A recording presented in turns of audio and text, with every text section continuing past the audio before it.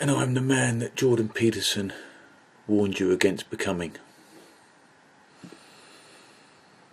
I am, like many others, a recent devotee of Dr. Jordan Peterson.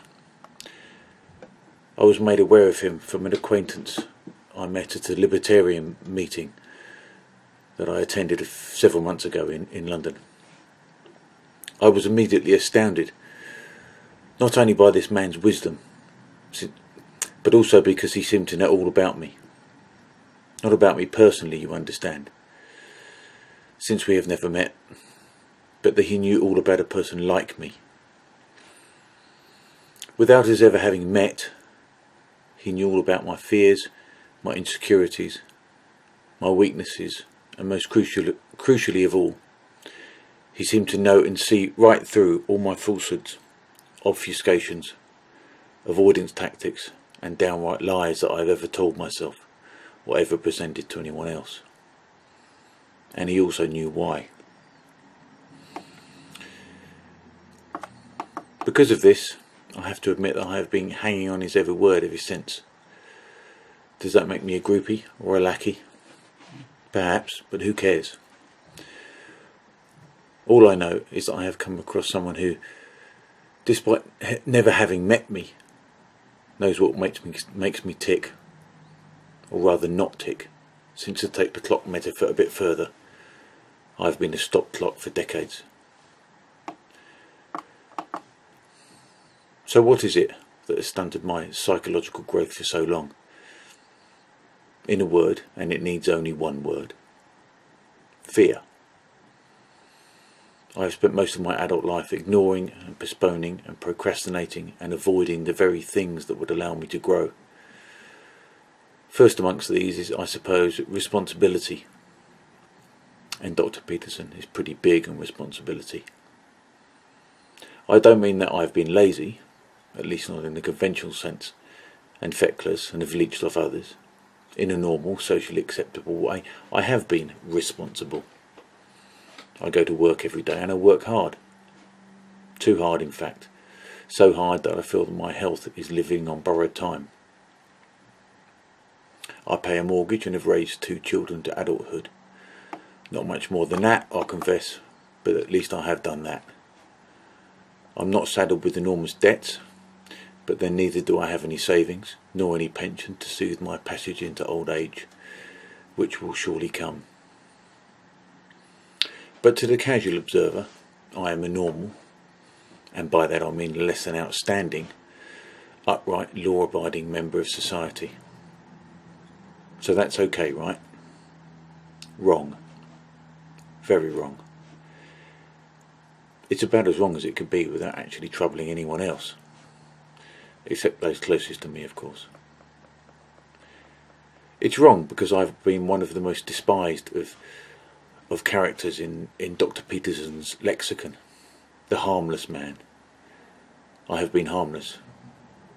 I haven't murdered or raped or beaten or robbed or swindled anyone. And very broadly, neither have I even been rude or unpleasant or made anyone upset to have encountered me, apart from on very rare occasions.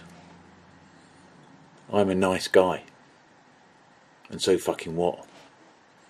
Is that to be my legacy? Is that to be the sum total of my contribution to the human race and to existence itself? I don't think I was quite as bad as the very worst Peterson character, that of the adult infant, but I am far too close for comfort.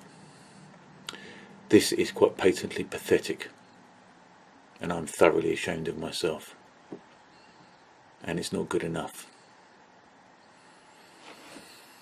To give myself some credit, I will say that I had come to most of the conclusions about myself before I encountered the great man himself, and had become to articulate them.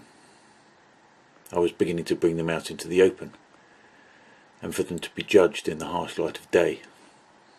So in a sense I was starting to become braver, which is something which Peterson might describe as progress. So that is good, or at least it is not bad, and is significantly better than the complex concealment that I've hitherto practiced previously. So fear it is. Like I say, I have independently verified this as the crucial lack, my crucial lack of virtue. And it is this absent virtue that has effectively negated any and all other virtues that I may possess. Compassion, kindness, conscientiousness, hard work, respect for others, sense of humour, community spirit, industriousness, agreeableness. All of these, I would say, are relatively noble traits, but they are, without exception, rendered useless without the buttressing support of courage. Peterson calls it the willingness to confront the unknown. I have been singularly, but secretly, unwilling in this regard. I believe that I do probably possess the kind of raw courage that men have required in past times to climb out of the trench and to face the machine guns. But then I would wager that that kind of courage only comes about because of the greater fear of not wanting to appear a coward in front of one's comrades. And that's not to diminish it in any way, but in a way that is not confronting the unknown. They knew the Germans were there, and they went to their deaths anyway. They were confronting the known, and they went anyway. But my lack of courage is down to not confronting the possibility of failure. That's my unknown. And so I avoided, and avoided, and avoided. Until guess what? It could be avoided no longer. And more's the point, neither could it be concealed. And that's the thing about failure. It can only be avoided by success. Not confronting it is failure. And in any case, a failure is not a failure if you can gain something from it, even if it is only to know how something can't be done. The only real failure is not to confront it. And if anyone is in any doubt, and perhaps Peterson's message is nothing but noble words, that it is just an intellectual exercise, or the mental masturbation of a superior mind, simply to elevate his profile in order to sell his book, which is tremendous, by the way, then take a look at me. I'm 50 years old, and I have never done a single thing of which I am proud. To discover that at the age of 25 may well be acutely uncomfortable. To discover the same at 50, that is nothing short of devastating. And now I have to live with that. So, this can't go on. I am going to have to do something. And although it is quite a leap to describe it as such, I have an opportunity. I do have something that I have to do. Although it might be more correct to describe it as something that I can no longer continue to do nothing about. There is an old adage that action only occurs in the reluctant, when the pain of action is eclipsed only by the pain of inaction. Even though I'm decades late, I am at that point now. So what is this thing that I need to do? Well, I believe that it is well overdue for us, as citizens everywhere, but particularly in Western liberal democracies, to stand up and reject the electronic leash that is being secured around all of our necks in a form of indiscriminate blanket mass surveillance. That is my unknown that I need to confront. But it is a beast, a leviathan whose reach and whose powers are unlimited, and whose momentum towards a totalitarian future appears unstoppable. The David versus Goliath analogy just doesn't cut it. It is like I'm a single hair on David's head, or even a single cell of his blood up against 1,000, 1,000,000 Goliaths. It's safe to say that the odds are not in my favour. Success is unlikely, to say the least. But the powers of the surveillance state do not have a monopoly on the argument, or reasoning, or truth. All they have is momentum and expediency. What I am pursuing perhaps for the first time in my life, to paraphrase Dr. Peterson, is something meaningful rather than expedient. And there are many great minds, the greatest, I would say, on my side and on the side of liberty.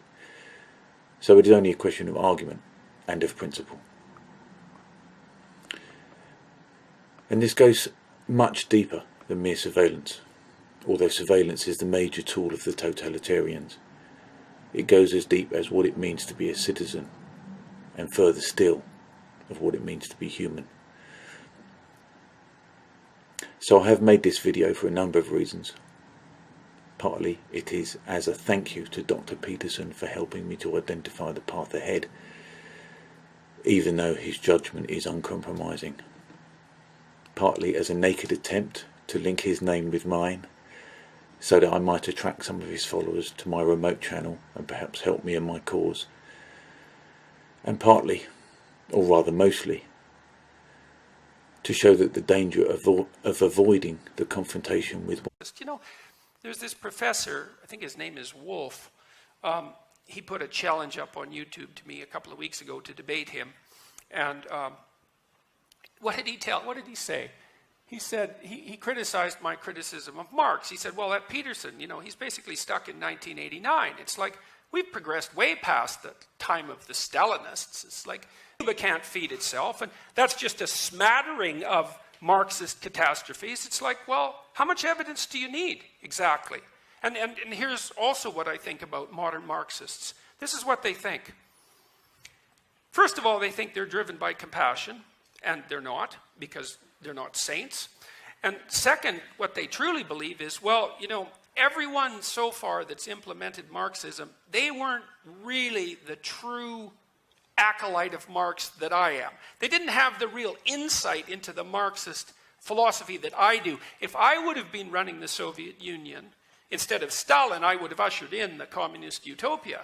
When the truth of the matter is that had you been a genuinely compassionate Marxist in 1915, your head would have been among the first on the chopping block. You can be absolutely certain of that.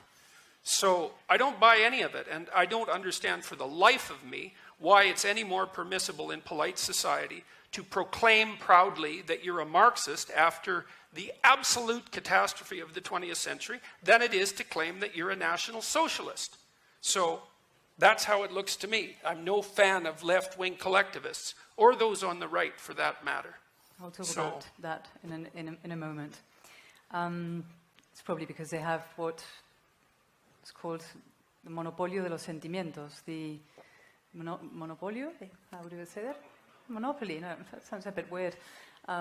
They have the control or the dominance over feelings, no? That's where the left... Well, it's a mask of compassion. It's like, well, I'm for the poor. It's like, yeah, sure you are. It's not that easy to be for the poor. It's not that easy. You know, and one of the things that's worth reflecting on, for example, is that, you know, there's antipathy generated towards the 1%, you know, because, well, I already pointed out that in systems of productivity, as Marx did point out,